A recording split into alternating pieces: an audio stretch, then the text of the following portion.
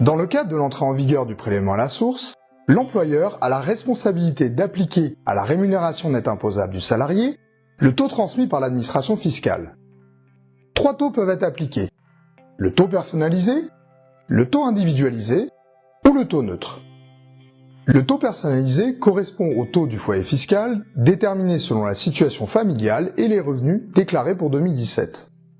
Si le contribuable n'a pas opté pour une autre possibilité, ce taux sera communiqué par défaut à l'employeur. Si le contribuable est marié ou pacsé, le taux sera commun pour les 2 conjoints. Par ailleurs, si la situation du contribuable évolue au cours de l'année, il pourra se rapprocher des services fiscaux afin de demander la modulation de son taux personnalisé. En cas d'écart important de revenus entre les 2 conjoints, l'administration a prévu la possibilité d'opter pour le taux individualisé, calculé en fonction de la part des revenus de chacun des conjoints. Si le montant du prélèvement reste le même pour l'ensemble du foyer, chaque conjoint se verra retenir la part de l'impôt proportionnelle à son salaire, permettant ainsi une meilleure répartition de la charge fiscale.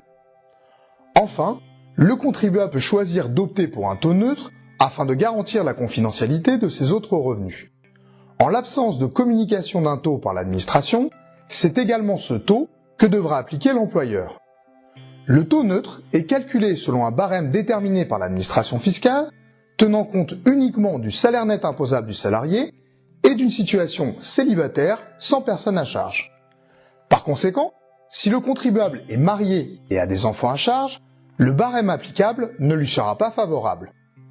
Il bénéficiera d'un remboursement du trop versé l'année suivante, après le dépôt de la déclaration annuelle des revenus. Quelle que soit l'option retenue, toute modulation du taux sera effectuée par le contribuable via son espace personnel en ligne. L'administration fiscale disposera alors d'un délai maximal de 3 mois pour transmettre ce nouveau taux à son employeur. Attention, en pratique, ce changement pourra donc ne pas être reflété immédiatement dans le bulletin de paie du salarié.